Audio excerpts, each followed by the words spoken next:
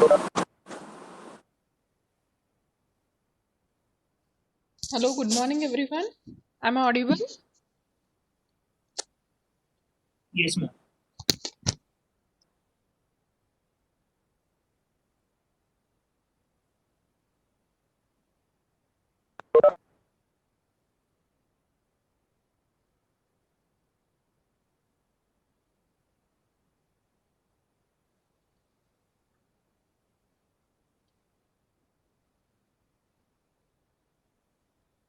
or it can be a mineral or from any different sources.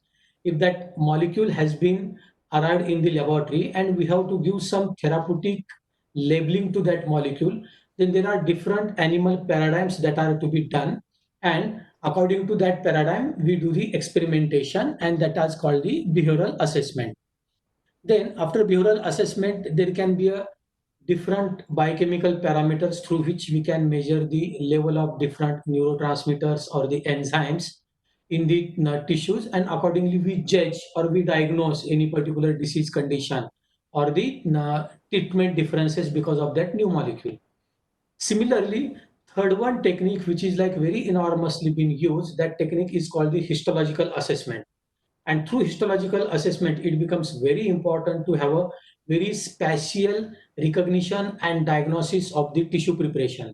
So in that, we'll have the direct identification at that what exactly which organ or into the which tissue or which part of the tissue, even within the tissue, effect has been taken place. So accordingly, that can be diagnosed or that can be analyzed, and then we can have a treatment regimen for it.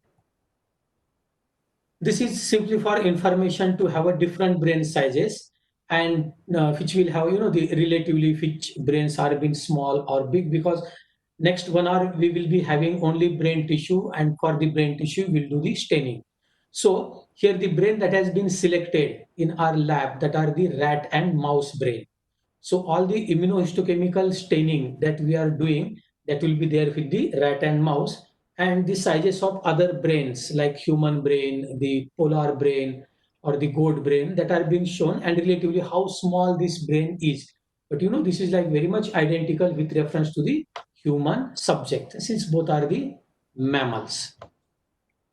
In the handling of the laboratory animals, you will find in the first picture how to grasp the animal, so that animal will not be hurt and even it will not have the injury to the person who is holding the animal. In second picture, it has been shown how it has to be put into the retainer, so that different manipulations can be done with the animals, and the again different holdings and the grasping to the animals, wherein we have been shown that in this way, if animal is being grasped, then different injections can be made into the animals. Since we have to obtain the tissue from animal, we have to anesthetize the animal, and anesthesia should be very deep, so that we are not inducing any cruelty with the animals, and then we can very comfortably can isolate the tissue and process for the immunohistochemistry. So for that, xylazine and ketamine in rodent, I am saying rat and mouse, xylazine and ketamine, these are the very good injectable anesthetics, so that it induces a very deep anesthesia into the animal, and there are very less chances for the mortality of the animal. We should not kill the animal, because we want that the circulatory system should be remain intact, so that we have to have the perfusion in next procedure. So here we are, you can see the different pictures are being shown, in which the different route of administrations like intraperitoneal, subcutaneous, intramuscular, and intravenous, through which we can have the injection to the animal, and with the different onset of action, effect can be seen into the animals. Now, the next part we have to go for the tissue preparation. In the tissue preparation, there are almost 8 or 10 stages that are being overviewed here, in which first we have to do perfusion, then fixation, cryoprotection, then we have to make a block, then use the cryostat, make the sections, and through that sections, then process for the immunohistochemistry.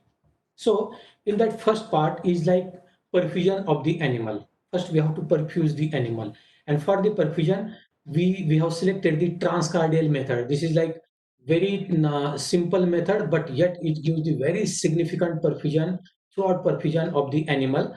And in that, we have to anesthetize the animal, very deep anesthesia, and then animal has to be fixed into the tray, that is the surgical tray. And then we have to, animal has to be put ventrally, and into that, then cut has to be given at the level of in between the thoracic cage and the abdomen. And the once cut has been taken, then we have to remove the skin from that part, and we have to take, the very vertical approach, and we have to cut the thoracic cage.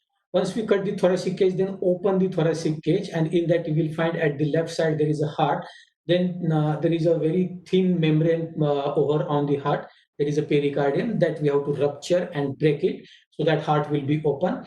And into that heart, then we have to take the left ventricle. Just identify the two atrium, two ventricles, and into the left ventricle we have to inject the needle. Needle is like a butterfly needle, which is having the the plastic tubing, and that can be connected to the syringe, and that syringe will be filled with PBS, that is the phosphate buffer saline, and which is having the pH 7.4. And then it's like a 50 ml for mouse, which is having the weight of 250 gram. So with that, we have to push the plunger so that solution will be, because that butterfly needle is being injected into the left side of the heart, and through that left side, if we are being succeed in order to take it towards the aorta, then it will take it to the aorta, and then pushing the plunger, automatically fluid will rush into the heart, and then it will have the total circulatory system. Since it is a closed system, where in that, then it throughout it creates the pressure, increase the blood pressure, and automatically that also swells the heart, because there is no output in order to in the closed system. So then we have to make a perfusion. We are not doing only the injection. So for that perfusion, then once heart bulge, then we have to give a little cut to the right atrium. You will find in the picture it has been shown at the right atrium. We have to give the cut so that the total venous inflow, that backflow of the blood, comes into the right atrium. So we are pushing blood from the left ventricle, we are cutting the right atrium, so it completes the total perfusion system, and blood get ooze out from that right atrium, as long as we are pushing the PBS from the left ventricle. Then totally blood get removed once, very slowly we are having the perfusion. Once 50 ml is been completed, then in the same syringe we have to take a fixative. Fixative means a solution like a formaldehyde solution with different concentration, or other we can have a different solutions with a different proportions that are being added into it. That fixative we have to use with the same syringe and continue to that PBS, so that perfusion will again extended in the form of fixative perfusion, and throughout tissue, means all the tissues, the that perfusion will takes place, and automatically animal will perfuse very rightly. Then how we have to select the, there are some guidelines in order to have a choice for the fixative. And for the fixative, usually 4% paraformaldehyde is a very good fixative for the brain-like tissue or the nervous tissue. But for the delicate tissue, we have to use the boins. There are some small molecules like amino acids or the small protein structures for that 4% paraformaldehyde, connective tissue halos, or there are is a list of fixatives that can be used for a different type of antigenic material in which tissue we want to select. Then now we have to, after having the perfusion and the tissue fixation, we have to go for the tissue isolation. And for the tissue isolation, since I told you at the beginning, we have to deal with the brain tissue. So for the brain tissue, just understand the position in the rat, that at the skull level, where is the brain. And in that position, we have to first now cut the skin and remove the skin, and then there is a skull. Then now we have to cut the skull, so that we have to isolate the brain tissue. So for that, we have to put the animal dorsally. We have perfuse ventrally, but then put the animal dorsally, and then remove the occipital, parietal, and the frontal bone, which are very thin bones. But the temporal bone is a very thick bone. For that, we require the bone cutter, and the sequence in which the pictures are shown in this slide. Accordingly, we have to remove the bony skeleton and remove the brain, or isolate the brain. In the last picture, it has been shown with the scale that how the animal has to be perfused. The middle picture is a right perfusion. It shows that animal is being thoroughly been perfused, so that in brain there is nothing traces of even the blood or the RBCs that are remain into it. And the first picture is showing the normal brain, whereas into the third picture it has been shown the partial perfusion. Next to the perfusion, now tissue has been isolated from the animal. We did the dissection. Now that part is over. Now we are having the tissue with us. That tissue, we know at the sequence of perfusion, at the end we use the fixative. So that tissue is there into the fixative. So the same fixative is to be used in which we have to put the tissue, and tissue will be there for overnight. So that tissue will get sink into at the bottom of the tube, means it has been the very at the every corner the tissue has been taken the fixative, and therefore it has been sink at the bottom. Now next step we have to take that tissue and put into the 10% sucrose solution, 24-hour. Next 20% sucrose solution, then 30% sucrose solution, and then we have to process the tissue for the cryosectioning. So we did the cryoprotection. We are using the sucrose in order to do the cryoprotection, because what happens if we don't use the cryoprotectant, then automatically there are the chances to forms the ice crystals, and because of that ice crystals there is a trouble in order to do the mounting of the block or taking the sections, and then there can be a chance that section get tears at the time of cryosectioning. Therefore we must use the cryoprotection, because cryoprotection that are nothing but the very osmotic solute that holds the water intracellularly and not allowing to go extracellular environment where ice formation takes place. So accordingly we are holding the water and making the the right consistency of the tissue, so that it can very comfortably take the sections over the cryostat. In this picture, now we have shown the types of sectioning. One is a wax sectioning and second is a cryosectioning. For the wax sectioning is a heat process technology in which we use the wax, put the tissue, make a block, and then do the cryosection, where temperature is not been important. Whereas into the cryosectioning, we maintain the temperature up to minus 28 degrees centigrade, and into that then we process the tissue and have a sectioning. So since we are using the tissue for immunohistochemistry, sectionings are being done in cryostat in this fashion. First, we have to take up the mounting block. To that block, then we have to apply the tissue take or the PVP, that is a solution which makes a block of that tissue. In the second picture, it has been shown that now we have prepared the slice of the brain, and then that brain has to be put over the mounting block. Then apply the PVP all over the corner, or have the tissue take, so that it have a very right block. Then let it there for like half an hour, so that everything will get hardened. And once it gets enough hardened, then we can have a sectioning, and for that sectioning the sequence shown here, in which like at the first the blade will get in touch to the section, and then it will have a section, then it will have a right section with the the right thickness, that is accordingly like it is like a 25 micrometer to 30 micrometer. Such a thin section is to be obtained from the cryostat. Then section can also be have the different orientation.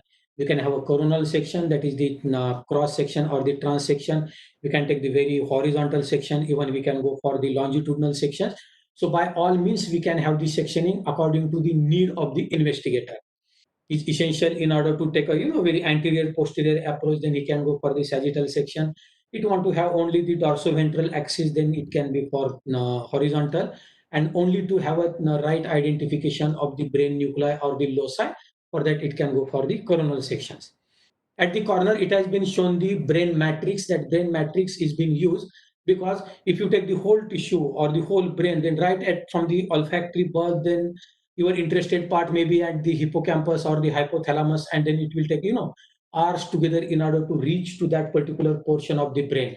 So brain matrix is to be used, so that if you are interested only into the hypothalamus, cut the slice of that hypothalamus with the razor blade into the brain matrix, take only to that slide. So whenever you go for the sectioning, at the right interested part you are there, so automatically right from the first section you are there into your very objective part wherein you can do the sectioning. Once we have the section from that tissue, that is the very fixed tissue, cryoprotected tissue, we had the sectioning, then After that sectioning, now we have to preserve that section. Preserve that section because immediately we cannot use the all sections for the immunohistochemistry. We can use partly, and again after 1 day or 1 week, 1 month, 2 months, we can use the same tissue in order to have a different staining or the different antibodies are to be used. So for that we require the preservation. So for preservation, if we take a floating section, then for floating section is to be kept into the vial in which there is a ethylene glycol, which is an antifreeze material. Even if it is kept into the -20, it will remain antifreeze, it will remain in solution, and so that if it doesn't get solidified, so at any time point, whenever you want to make a immunohistochemistry, take a section, few sections, and you can do the staining part. Whereas into the another approach, we have to take section, right? When we obtain the section from cryostat, it has to be taken on the polyol lysine coated slides. And once we take section on the slides, it get adhered to the slides, and then slides can be kept into the slide boxes and keep it into the freeze. So that at the time of investigation, you can take 1 or 2 slides and then you do your business with the immunohistochemistry. So the two approach. One is for the floating and one is for the slide section.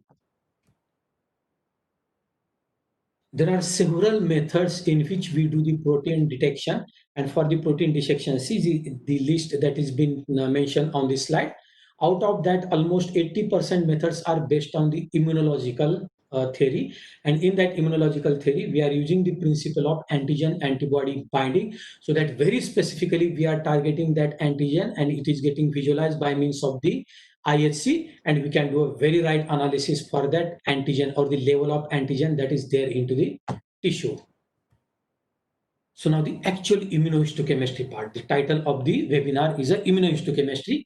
So far we have seen that right from the intact animal, how we are processing and coming towards the immunohistochemistry. Now we are having the sections. Now we have to have the right antibodies and all the consumables that are required for the IHC, and then we'll begin for the immunohistochemistry. Now, what is good about it? It is a very specific antigen binding, because we are using a very selective antibody which will bind very specifically to that antigenic material, and so that we'll have a very right recognition and right identification of that particular molecule, neurotransmitter or the proteins, and in which it is giving the spatial location. That is the beauty of this IHC. This will never happen with any other technique, spatial location, because in this section you will find, okay, this is the hypothalamus. In that hypothalamus, this is the part of which this is an arcuate nucleus. Within arcuate nucleus, even at the center, only these few cells, only that right particular cell is been mutated, been malignant, been apoptosis, been neurogen, anything can be detected at that spatial one. So this is very special recognition, or the location can be done only with IHC, not any other immunological techniques or the any screening methods.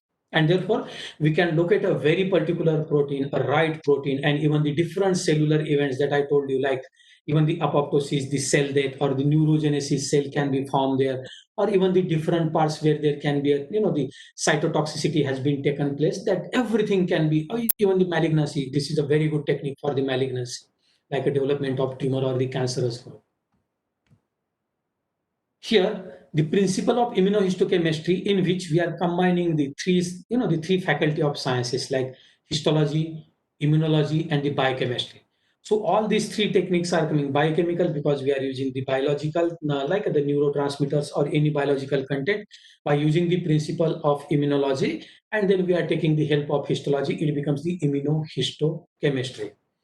So in which the interested molecules, it can be amino acid, peptide, protein, even enzyme, steroids, glycoprotein, and even the nucleotides can be checked by means of IHC, in which we have to generate, or what to generate. Even if we cannot, we are not being able to generate the antibodies in the laboratory, they are available at the different chemical supplying agents or to the companies, and through which we can procure that antibodies or the different chemicals that are required in order to have a second, third, and fourth sequence into the IHC, and accordingly we can do the immunohistochemistry. So whereby we can have a right visualization and distribution, and within that spatial recognition or the specific cellular components can be checked, judged, analyzed by means of immunohistochemistry. You will be, if you are there with the literature of immunohistochemistry, you will be always puzzled that there are two terminologies are being used: immunohistochemistry and immunocytochemistry. So these are like altogether different technologies.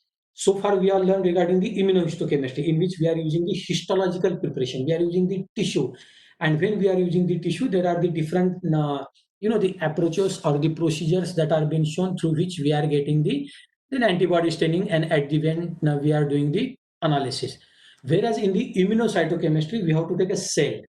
So from the cell culture, then cell is to be added, it can be cell suspension or the cell that is being adherent to the any preparation, petri dish or to the test tube. And then we have to take it on the glass slide and then do the antibody, applying the secondary antibody, the chromogen, and with the different sequences we can check. When we are using the cell, it is a cyto cell chemistry. And when there is a histo, means it is a tissue organ preparation, then it is a immunohistochemistry. Rest part is like, it's like a similar one. And at the end, even the analysis interpretation is being done, everything in a similar fashion. Now, with the immunohistochemical techniques, there are the three methods. One is called the direct method. And in the direct method, direct primary antibodies with reference to that antigen, it is generated against that antigenic material. Primary antibody is being directly coupled, being conjugated with the chromogenic material. Primary antibody itself being with the chromogenic material. So it is called the direct method. It's a direct method. And if there is, if it is omnipresence, that antigenic material, or it is in a very high concentration there into the tissue, for that we can use the direct method. But then if it is in a traces and very small quantity, then we require the amplification to amplify the staining signal. And for that we require the indirect methods. In the indirect methods, primary antibody is not conjugated, rather secondary antibody, that is a conjugated to the staining material or to the chromogenic material. And therefore on the primary secondary bind, so secondary can 2 3 secondary can bind over the one primary, and automatically amplification of the signal can be done. And once it is amplified, we can have a very good staining, recognizable staining, so that we can have a differences with the different sort of like control and treated animals. In the indirect method, again, this is the third method in which polymer is being used. Now, this is a new approach in the IHC, in which polymeric material is being, it's a carbohydrate like material or the saccharides, so that can be attached to the secondary antibody, and to that then the chromogenic material is being conjugated, so that there will be more chances that secondary will bind to that polymeric material, and even it is a further more amplification of the signal can be done by using the indirect method with the polymer chain detection system. Now, there are few variables which account has to be taken in order to begin with the immunohistochemistry. And the different variables, sometimes it spoils the game. And that variables are the antigen. Which species we are selecting for the antigenic, accordingly we have to check the antibody that we are using for the experiment. And then what epitopes are been there, and that epitopes are, sometimes epitopes is nothing but the protein structure which can have a post-translational modifications that should not happen. So for that, the appropriate controls like positive, negative control we have to use. What sample preparation we are using? We are using the fixed tissue, or we are using simply the frozen tissue. Fixation method, we are directly putting tissue into the fixative, or we are putting the tissue with the fixative. That also makes a difference. So blocking stage, detection method, labeling, mounting reagents, the different agents that see to set or the install the immunohistochemistry in the laboratory, it is very difficult at the beginning, because there are too many variables, and then it to check and to clarify, to cross make or to cross check which is been spoiling the game. Accordingly we have to check, and then once you are obtaining the staining, then yes, that time you can say it has been established. Even staining is not coming, then there are like 100 factors are contributing, and to check it or to cross verify which is been incorrect, then every time you have to the omit that one and go with the analysis, so that you can go for the right checking. the different antigenic material that we can target with the IHCR cytoplasmic material. It's a nuclear one, cell membrane, lipid, replicating, apoptotic, or any cytoskeletal material that can also be checked with the immunohistochemistry. In this picture, it has been shown that has been taken from the web in the rat hippocampus. See how beautifully these CA1, that is corno ammonis 1, 2, and 3 areas are being shown. And this is an immunohistochemical technique. It has not been shown only for the sake of, the how the understanding or schematic one. Obviously, it's the right picture being taken for the hippocampus. One very important stage that is been required before we go for the immunohistochemistry, that is a protein blocking. And in the protein blocking, since there can be use of monoclonal or the polyclonal antibodies, and antibodies sometimes non-specifically bind with the it binds to the antigen material, but also non-specifically at the lower level, it can also bind to the other antigenic material, and therefore false reaction can take place. And for that, we require the protein blocking. And in that blocking, we have to simply use the material like a serum of the same animal in which secondary antibody is being generated, or at a general stage, or very regularly we can use the BSA, bovine serum albumin, or the casein even, so that it is having the many antibodies and the proteins, so that before the primary antibody, once it is been applied blocking solution, and then we can apply the primary antibody, then primary antibody very competitively will bind only to that antigen for which it has been raised, and will not bind to the other non-specific places, because that has been already blocked with the blocking solution. Now, what is the antibody? And you all are knowing, because the structure of antibody, there are 5 G, A, M, D, E, immunoglobulins, IgG, IgA, IgM.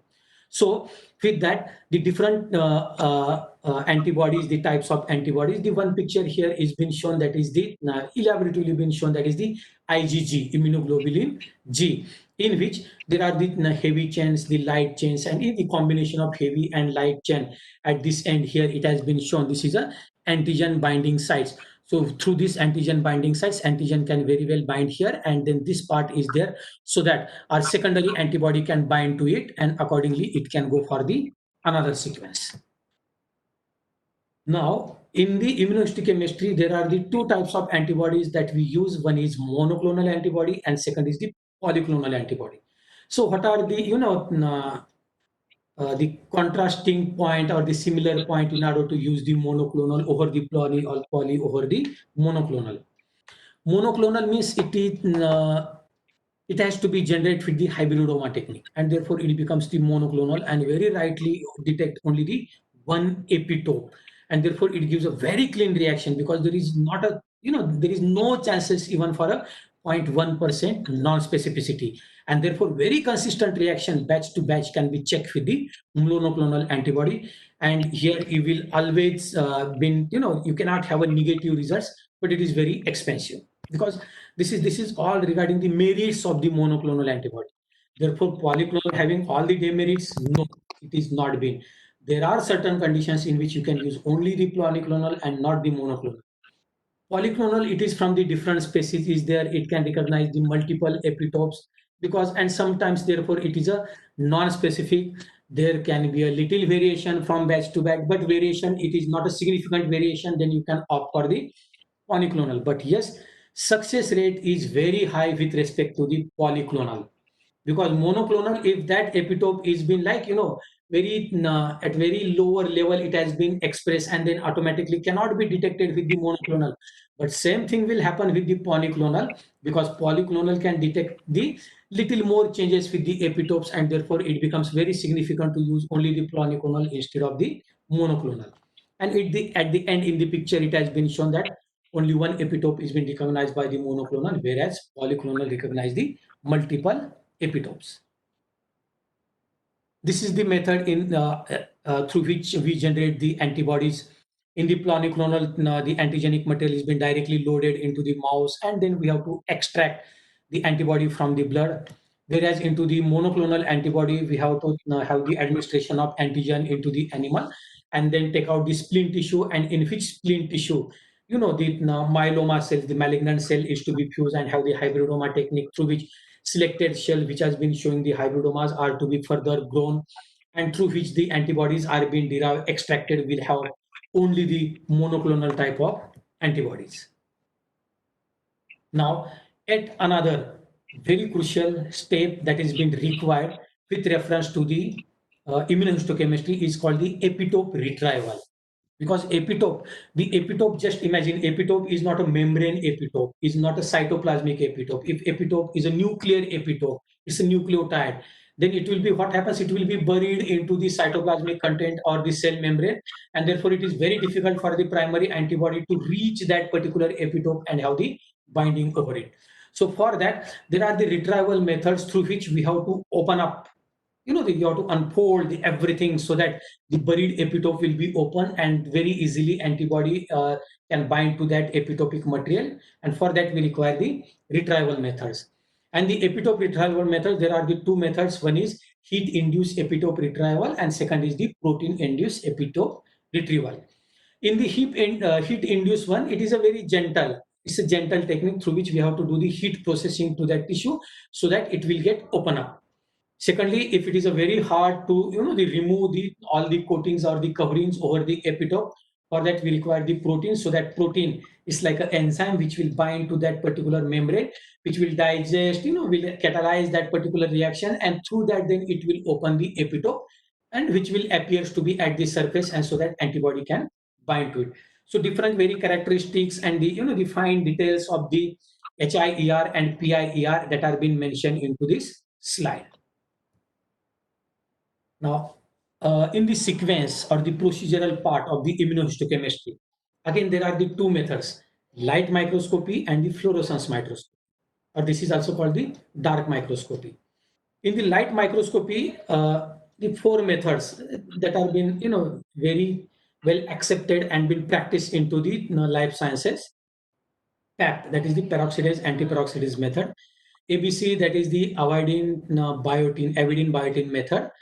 Poly HRP or simple HRP, that is the horse radish peroxidase. This has been obtained from the plant HRP, this enzyme peroxidase, and then which can be directly connected to the secondary antibodies. And another method is called the fluorescence method, where we use the fluorescence microscope, the right filters, and that the monochromic light is to be and for that it has to be exposed so that we can have the fluorescence, and that fluorescence can be captured by means of the photo and the image, and then can process for the interpretation.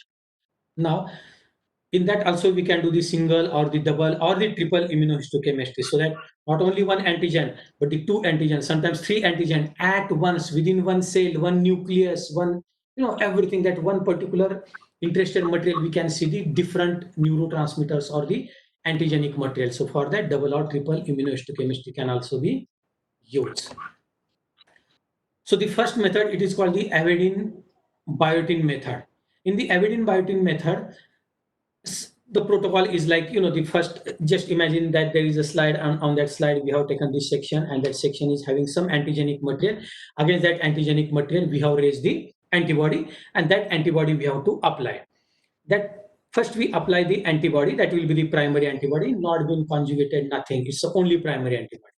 Then on that primary antibody, we'll have the secondary antibody. But secondary antibody that is conjugated with the biotin, it is called biotin-related secondary antibody. So biotin is being attached to it. And biotin, we know it's a vitamin. And biotin having very strong affinity to the one protein that is present into the egg, that is called the avidin, streptavidin. So then first sequence is the antibody, then secondary antibody that is being biotin related. Then to that biotin, then we have to add the streptavidin. Streptavidin will be coupled with the peroxidase. And peroxidase is an enzyme. For that, we are using the substance hydrogen peroxide that will be added into the chromogen. It can be DAB, like diaminobenzidine. So in the third, fourth sequence, you will have the chromogenic material which give the brown coloration, and accordingly we can say at this spot there is a brown coloration, means this antigen at this content intensity that has been there, released, been present into that particular part of the brain or any tissue. This is called the avidin biotin method. By using the avidin biotin method, we had the many experiments, and one of that such a story that I'm sharing with you, in which we check the level of alpha MSH, that is the alpha melanocyte stimulating hormone, and that experiment is done with the alcoholism. That we made the animal alcohol, it is very much alcohol consuming animal, and it's a chronic alcoholism animal. And once animal is addicted to the alcohol, then at the different stages, that animal not been addicted to alcohol, animal has taken only single dose of ethanol, it's a tolerant animal, it's the animal is been withdrawal from the alcoholism. At different stage, we check the level of alpha MSH into the hypothalamus, and that too into the arcuate nucleus. Here you will check the level that it is significantly lowered into the acute ethanol, then been raised into the tolerant, and in withdrawal animal you find the very significant increase into the alpha MSH cell. This is the signal, and very especially you can see what at the level, at the median imminence level, so that it is attached directly to the pituitary, or this is a arcuate nucleus, this is a third ventricle. So very especially it can give the right. It is not simply that you have taken the total brain homogenate and alpha MSH increase, where it is increased into the hypothalamus, in arcuate nucleus at the level of median imminence, and very the vicinity to the third ventricle. So that gives a very special recognition, so that through that again many such analysis can be done. In the another experiment we did experiment with the at the tissue of spinal cord, and wherein we spinal cord injury is being induced to the animal, and we did many experiment by using the methylprednisolone, the steroid, or CART, that is a cocaine amphetamine regulated transcript peptide, and then we did many manipulations. But yes, it is been checked and again very well confirmed by the immunohistochemistry. And that time we were not having the color picture, and so for that we had this black and white pictures. Second method of the light microscopy is the TAP DAP, peroxidase antiperoxidase, and DAP, that is a diaminobenzidine, that is a chromogenic material, or the dye that we are using for the IHC, in which you will find in this picture, this is a tissue, and in that tissue there is an antigenic material. Primary antibody has been applied. Secondary antibody is being directly conjugated. It is not conjugation. It has been simply attached to the polymer, and polymer is been for what? It is the HRP enzyme, that is the horse radish peroxidase. And in the horseradish peroxidase, then peroxidase, then we require hydrogen peroxide, DAB, and then that solution it is been applied, and then it will give a brown coloration. So here the thought has been mentioned that we should not use the conjugated antibodies, because in the process of conjugated antibodies there are chances that that antibody remain, it get degraded, it get damaged, and then that antibody is no more been able in order to bind to the primary antibody or to the antigenic material.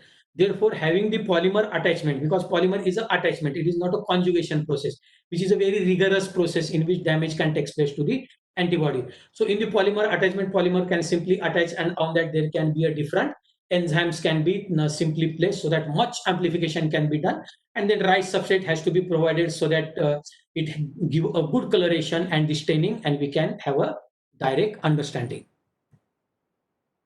In the immunofluorescence protocol, similar that of the light microscopy, only at the end we are using the fluorescence microscope, or the secondary antibody that are being used, which is having the fluorescent, which is fluorescent means fluorochrome is being attached to it, been conjugated or polymerized to in it. So the different sequences, like we have to take a fixative tissue, then we have to wash that tissue or the section, then we have to do the permeabilization, means it is nothing but the epitope retrieval. Permeable means this is like very by default we have to do with the Tritonex. With the Tritonex 100, it's like a detergent. It removes the all debris or the material, so that it can open up the all epitope sites. Which is, if it cannot be opened up by the Tritonex 100, then we have to go for the heat induced or the protein induced epitope retrieval. Then we have to, yes, obviously go for the blocking. Then we do the antibody intubation. Then there is a primary antibody, secondary antibody, and then there are the fluorochrome materials that are being attached. Then we can go for the mounting, and then microscopic analysis, and we can have a direct staining, and staining can be go for interpretation. So with the fluorescent, which is also very regular practice in our laboratory, we do the fluorescence microscopy, And with that fluorescence microscopy, in one such experiment, you will find the brain different nuclei like nucleus accumbens, the central nucleus of amygdala, and the brain nucleus of striatum terminalis, in which we check the level into the ethanol self-administration. In the operant condition, animal is allowed to have a self-ethanol consumption or the self-administration by pressing the lever, and then in which what changes are being taken place with reference to the neuropeptide Y, which is a very, at abundantly present neurotransmitter that is available into the brain. What levels are being changed, and that we have seen that there is an increased level of neuropeptide Y into the different brain nuclei observed, and that is being checked with the immunofluorescence. In the yet another experiment, there you will find the card that is being used for the Parkinson disease. See, Parkinson disease, that can be Parkinson-like condition, can very well induce into the animal, and that can be checked by means of the immunohistochemistry, wherein you will find we have to do the Parkinson means for the dopaminergic tract from the substantia nigra to the corpus striatum, that is to be degenerated. And for that degeneration, we use the 6-hydroxydopa, so that it goes into that one and it automatically degenerates the dopaminergic neurons. And that can be seen, see, at the ipsilateral side. When we had the 6-hydroxydopa, there is a degeneration at this nigrostriatal pathway. You will find the tissue has been degenerated at this level, whereas it is intact into the contralateral side, indicating what? That whenever we had the administration of the 6-hydroxydopa, it degenerated that particular dopaminergic one, and therefore animal shows the contralateral movement or the rotational chamber, and that can be seen into the Parkinson animal, and then that can be arrested by means of different anti-Parkinsonian drugs. Even we can go for the double immunofluorescent, that within one cell we have to see the two neurotransmitters or the two different markers, and for that double immunohistochemistry technique can be used. So in one such experiment, you will find at the level of hippocampus, this is the tissue hippocampus at the CA1 or no omnis 1 area, we check the CART, that is the CART containing cell, and that cell also we check the synaptophysin, which is for the synaptic plasticity. So synaptophysin is a marker for synaptic plasticity, wherein we have been shown that card containing cell into the hippocampus undergo synaptic plasticity. And how we can check? Because in the card cell, there is a synaptophysin protein that can also be expressed, and then it gives a different color. It is not a red, it is not a blue, rather it is a different color, because once we have the overlay of these two colors, automatically it gives the third color, and that signifies that yes, within one cell there is a card and that cell undergoes synaptic plasticity, and yes, that can be responsible for the learning and memory type of activity. In the second picture, similarly, CART has been shown with the receptor, and receptor is what? Cholinergic receptor. That is the alpha 7 nicotinic acetylcholinergic receptor. On the one, that is the cell which is containing CART, but on that cell membrane there is a receptor. That receptor is called a cholinergic or the nicotinic cholinergic receptor is present, and that has been visualized with the overlay picture. So with the double labeling, at least you know the what hypothesis you are having in your mind, and in order to give shape to that hypothesis and to materialize and come to the logical end, we can go for the double or even the triple immunohistochemical protocol. So in the triple immunohistochemical protocol, you will find in this neuroscience paper, which is at the IBRO, International Brain Research Organization, wherein we have shown the DIE. This is a neuronal tracer. So it has been given into the PFC and it has gone retrogradely into the ventral tegmental area, and that is how we track this neuronal pathway, and in which there is a DIE-TH, tyrosine hydroxylase, which is a marker for dopamine, because it's a dopamine synthesizing enzyme. So this di with the TH, and then di, TH, and CART. All this has been shown in the one cell, indicating what? It is a retrogradely coming, that particular di means this neuronal pathway is coming from the PTA and getting terminated into the PFC. In the similar path only, there is a TH, means it's a dopamine is there. And which cell? It's a CART containing cell having dopamine, and that track is coming from the this particular nuclei. So all these dimensions can be clubbed together and can be visualized by means of one technique, that is a IHC, doing the triple immunohistochemical protocol. Now, in the immunohistochemical protocol, again, the crucial factor is called the counter staining. Excuse.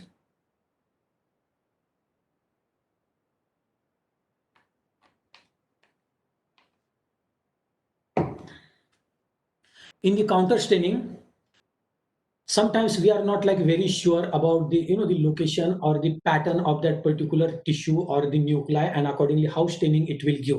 So for that, we require the counter staining so that it gives the contrast, and so that our the main staining get visualized. It will be perfectly get visualized, more visualized, very prominently can be seen. And even with the counter staining, the right area can be detected. Like in this picture, we use the DAPI. DAPI, in which, see, DAPI is a preparation which binds to the nucleus, to the DNA material. So once it binds to the nucleus, automatically you can judge this is a nuclei, and this is not only the the white matter within the brain, because in brain there can be a gray matter and white matter. Gray matter, there is a nucleus. White matter is only the axons are there. So at least with the counter stain, I visualize that this is a nuclei, and in that nuclei there are the gray matter, and in that gray matter there are the cells, and on that cells I can see the this particular receptors. And here we have shown the NMDA receptors, that is the N-methyl D-aspartate receptor 1, NMDA receptors in the nucleus accumbens 1.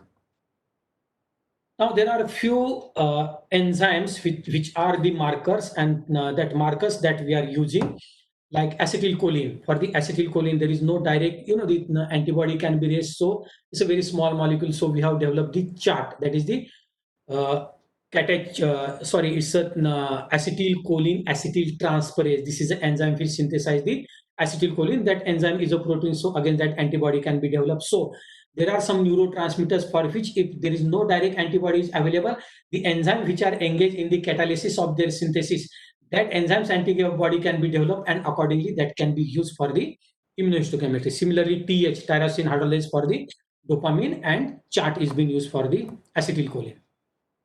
Now, the another the very good dimension of the immunohistochemistry, in which we can do the immunoelectron microscopy, and this has been done in our laboratory for the the one experiment in which Dr. Subedar sir was there into the pharmacy department, and that time he used to send the sample to the AIIMS Delhi, and there we used to have a analysis through the immunohistochemistry by means of electron microscopy, and in which, since it is an electron microscopy, we require the metals, and that are the gold particles that are being used and that are being conjugated with the secondary antibody. And that is how, not even the at the tissue level or at the nuclei level, even within the one cell, in the one cell, at subcellular organelles, at the subcellular organelles, we can see that this is a nucleus, this is a cytoplasm.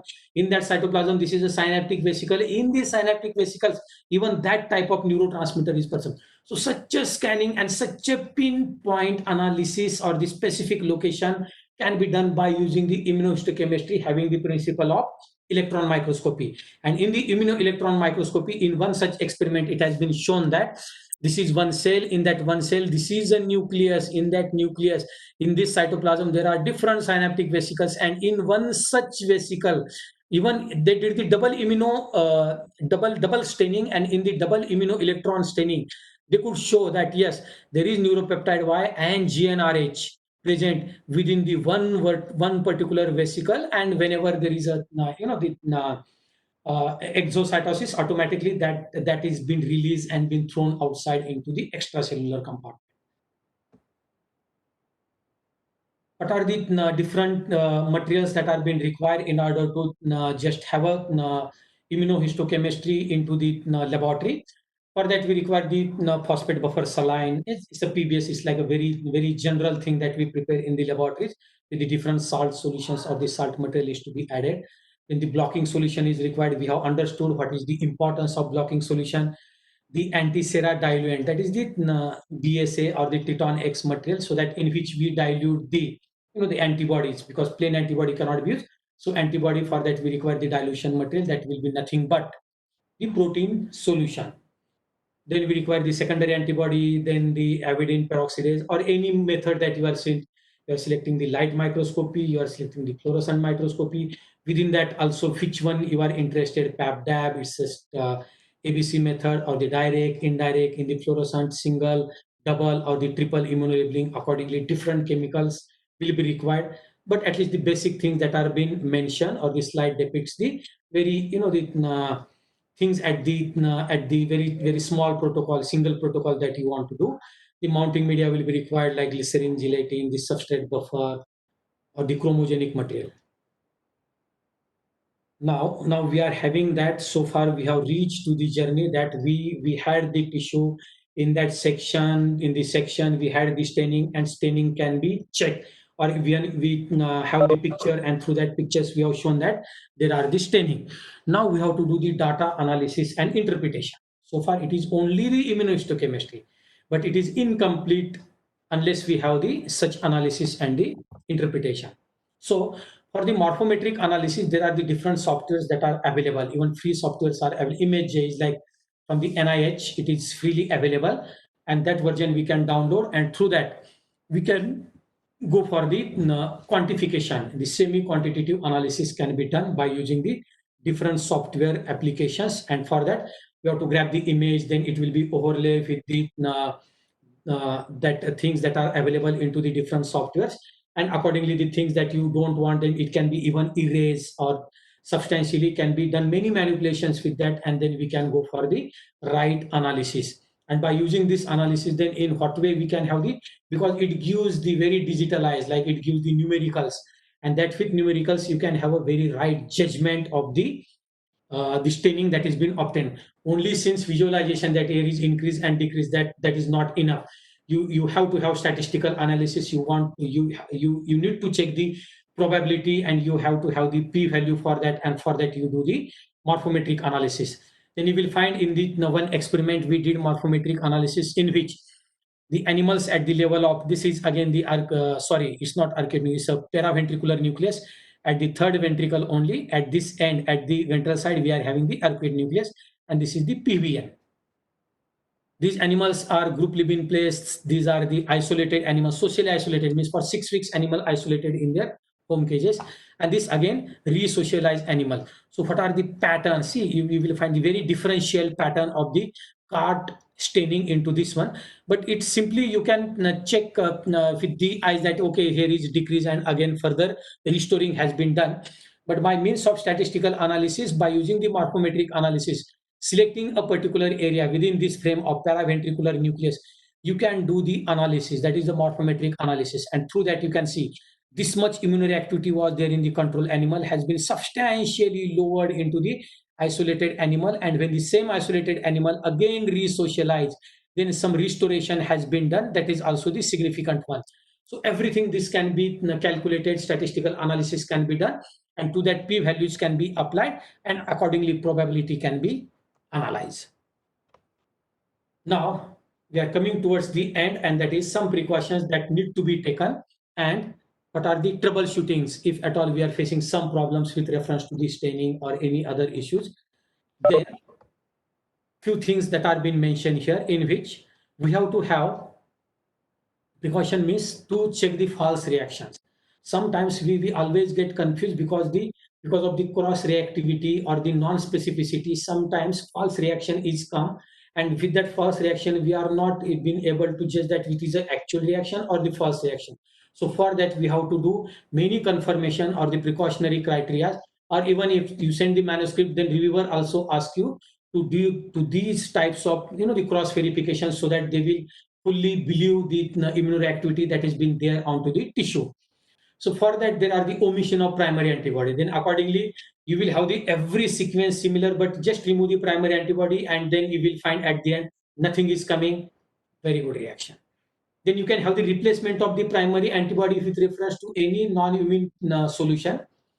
We can have the pre-absorption, and in that pre-absorption, the antigen material, the same antigenic material against which antibody has been raised, that we have to keep together one night, and then at the next day we have to take that antibody which has already been antigen antibody have been bound, so it will not bind to the antigenic material that is present into the tissue.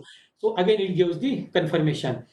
Then there can be a positive controls available very, very well into the animals where it has been established, like NPY in rat, nobody will question.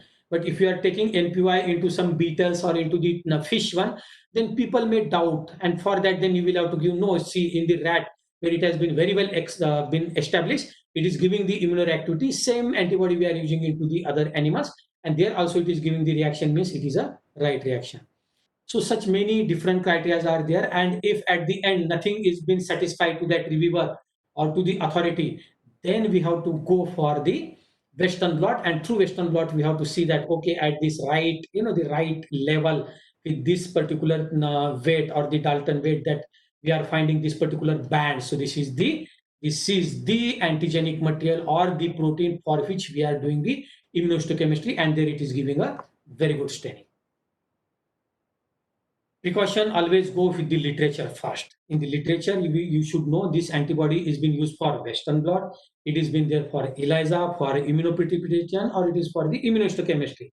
Then accordingly select the antibody. If you go into the Sigma or any Chemicon or the Phoenix catalog, there you will find that one antibody has been placed for 7-8 times. This is for RAD, this is for immunohistochemistry, this NPY for IHC, NPY for Western blot, NPY for immunoprecipitation, NPY for ELISA. Because accordingly some the very concentration, or there are some aspect that we are not knowing, but then how if you are doing the immunohistochemistry, then select the antibody for IHC preparation. Sometimes there is a non-specific staining, the false reaction, cross reactivity. You can have a positive control, negative control. Sometimes reaction is coming faint, dark. Many things are being there where you have to take a precautionary aspect. Limitations like fluorescent dye is there, then there is a limitation, that is a photo bleach, because overexposure automatically that gets bleached, because overexposure that get emits out, and then after 1 week you will not have anything to there. Then doesn't say that it was there at the first day and at the 7th day nothing is there. Means it has been erased, means what? It has been vanished because of the photo bleaching. Sometimes infidelity issue is there, because today we consider that okay, this is a marker for this disease condition, and after 1 month, okay, that may not be there. So some infidelity issues are being there, and then automatically we have to change the antibodies, or even we have to change the marker like things. There is a non-specificity issues that are, they are like very hot issues, non-specificity, and you are using the antibodies in a different animals where it has not been raised from that species or not been used to that particular species, then always you will face such a problem. So for that you have to take a enough care so that you will not have a cross reactivity or the non-specificity. And for the qualitative analysis, you will have to set a different criteria, and in that different criteria you will have to see that at how long you are exposed to the primary antibody, secondary antibody, then the time duration, at hot concentration, hot dilution. All criteria will remain same to the condition animal, control animal, treated animals. That there should not be a bias in order to have a staining into the different tissues. There are many aspects that are being mentioned for the troubleshooting, and what are the possible errors that we may commit, and with that error how we have to take a action against it. I'll not go very detailed into it, but at least for the lack of staining, if staining is not coming, then always you can say whether that antigenic material is there against which we have raised the antibody. We are giving a proper time to that, but where we have used the right fixative material, the very right secondary antibody combination, secondary primary antibody combination that has been used.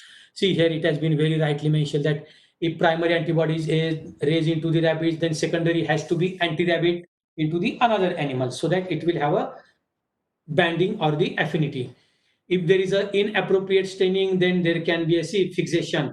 How long you are giving the fixation to that particular tissue, so that animal will be rightly fixed. If tissue is not been rightly fixed, again it creates a problem for the staining. If there is a high background, then decide the total time or the concentration of the that particular chromogenic material, the non-specificity. Sometimes tissue is been dry, and in the driest tissue there cannot be a staining. Then sometimes morphology is being destroyed. And there are chances that with the epitope retrieval, if you are doing very harsh treatment to the that tissue, like you are giving too much concentration of the trypsin or the proteinase or the different combination of the enzymes for the protein-induced epitope retrieval, then there are chances that even the tissue damage can take place, or sometimes tissue get detached from the slides, or it can be folded, or sometimes while taking the section it can be teared, or it can be overlap. Many such things are been there. For that you will have to take a troubleshoot approach. This is the last slide, whereby I am just mentioning that there are the different antibodies which are mentioned here, and the source from where we have been procured, it is giving very good immune reaction into the rodent, that is rat and mouse. And therefore, even with the blind, you can directly purchase these antibodies will give a very good staining like Anticart, NPY, CFOS, GFAP, CHART, NUN, NMDA receptor antibody, tyrosine hydroxylase, cyanotocin, melanocortin 4 receptor, or even for the alpha message, and the different sources that are being mentioned here. So from that, even if you procure, then you will have that very good reaction. Sometimes what happens, you procure it from the Sigma Aldrich and you don't get the reaction. And same antibody, when you purchase from the Millipore or the cell signaling, you will have a very good reaction. That we we cannot go into the details that why it is happen, but this happens. That sometimes you get a very good reaction with only one source of antibody, and with the other source of antibody there is no reaction, or there can be a false reaction. So for that, have a very the trial and error, and doing the matching. You have to come to the one such protocol and establish one protocol, then decide finally this is the primary, this is secondary, this is a conjugated, then this is a chromogen, this is the exposure time, this is the right dilution, everything you will have to set together, and then you will see that yes, it is coming a very good immune reaction. Thank you very much.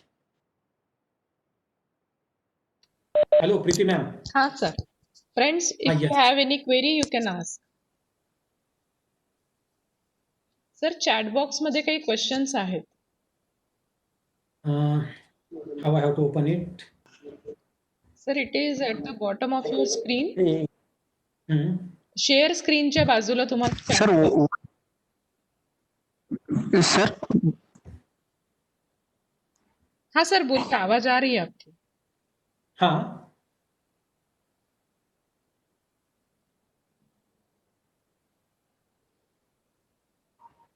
Sir, share yes. स्क्रीनच्या बाजूला 4 options नंतर chat box आहे.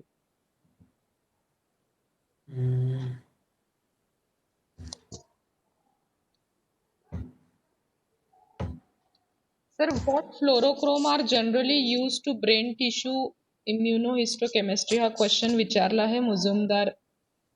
Okay.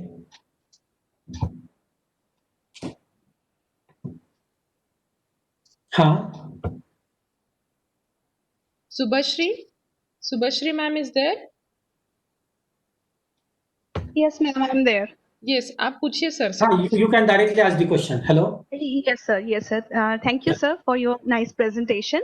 My first question is that what are the fluorochromes that are generally used for staining brain tissue in case of immunohistochemistry? Okay, yes, sir. 1 minute. Huh. Fluorochromes, see, for fluorochromes, like which type of filter you have in your fluorescence microscope. That is Yes, sir. that is the one factor that decides that which fluorochrome that you have to use. There are like plenty fluorochromes are Wavelength range, available. sir, will matter. Right? Alexa, hello? Hello? हाँ sir, आवाज येतोय. हाँ, right. Plenty fluorochromes are available like Alexa 488, Alexa 468, and then with Alexa 488 you can have the blue coloration, then another the brown coloration, green coloration. So which color even you want, means Yes, which sir. color you want to select, which filters you are available into the fluorescent microscope, then accordingly you will select the fluorochromes. Many fluorochromes are available. Since you want to do only with the green, okay, then for green you select the green coloration or that particular Alexa fluorochrome. Then there can be 468, or you go with the 468 or the 488, and then you will have, okay, different colors. You want to do the combination, then for one antigen you will have the green color, another antigen you will have a red color. So with these different aspects are there in order to select the fluorochromes. But usually you go with the red, green. These are the two which are been very repeatedly been used. Red and green fluorochromes. Okay, sir. Okay. Sir, as you just now said that it is possible that different antigens are being colored with different types of use of different types of fluorochromes. Yeah. Just you have mentioned about the use of electron microscopy also for such immunohistochemistry. Sir, in that case, such types of differential coloration that will not be possible as everything will be in black and white. So Yeah. is that a limitation, sir, for using? No, that is not limitation. See, actually, in that the same, if you see this slide, I will show you. In that slide, they have been it's not only the single immunoelectron staining, it is a double electron microscopy. And in the double electron microscopy, it has been shown. This is done my senior only in our laboratory. There's see here in this picture, you will find. Kokre sir. Hello. Kokre sir. Myself, Dr. Yogesh Bhute. Okay. Hello, Yogesh sir. Right. Yes, actually, in our paper, actually in 2009, we have done this method. We are Yeah, using two different size of gold particles, Yeah, see, 10 therefore I would. nanometer and 40 nanometer. So by that we can justify that this is NPY and this is GNRH. Yes, thank you, Oh, Yogesh sir. okay. See, Yogesh sir has given the answer, and you can see Yes, even sir. in this picture, NPY and GNRH. For NPY, use this small size gold particle, and for GNRH, this is enlarged one. So even the small and this large one that are there into the one vesicle. So And with sir, the the secondary antibody will be linked with the gold particle. secondary antibody will be linked, Okay. Okay, not sir. primary. Okay. Yeah. Okay, sir. Thank you. Thank you so much, sir. Okay. Thank you, ma'am. Hi, Yogesh sir. Any comment? Any question? No comment. Thank you, sir. Nice presentation, sir. Hello. Thank you, sir. Hello. Thank you, sir, for a very informative presentation. We have come to know about many new techniques in this presentation. Sir, I just want to ask that when should we go for monoclonal antibody and when polyclonal? Is there Yeah. any specific reason for using them? Yeah, definitely there is a reason. Actually, see, monoclonal and polyclonal. If you are new, means you are new into the IHC and you are not doing into the rodent. See, there are two factors. You are new and you are not doing into the rodent, because in rodent many of antibodies that are with the mammals like goat, rabbit, donkey, rat, mouse, that are there with these animals. And when you are dealing with, like, the fish, even you take a different type of fish, in that then monoclonal may not work, because it has been raised in a particular species to that particular antigenic material. So some variability will be there into the other animals, and that may not detected by the monoclonal antibody, because which is a very specific one. So for that you need to go with the polyclonal antibody. I mean, it is not that polyclonal will give the false reaction or it is a cross reactivity. Polyclonal also bind to its own antigen, but apart from its own antigenic, it also recognize the other very similar type of antigen. That is the only problem, but that cannot be significant one. So that you can also go with the polyclonal. And in the world, like 80% laboratories are working with polyclonal antibody. With significant work is there with the Yes. polyclonal. But you are like very particular, and you know that only that animal this antibody has been raised, and that particular antigen, it is like abundantly available into that particular nuclei. Then for that you can definitely go with the monoclonal, because it will have a very precise immunoreactivity. So, for example, if I want to go for a C-reactive protein of particular species of fish, like Clarias batrachus, then what should we do? In that case, You are C-reactive going with C-reactive protein, CRP. C-reactive means what? CFOS. C-reactive protein, that is the which is generally found in blood, which gets manifold. In which animal you want to study? Say, for example, fish. Fish. Okay. No. Fish, then Clarias. you directly go with the polyclonal first.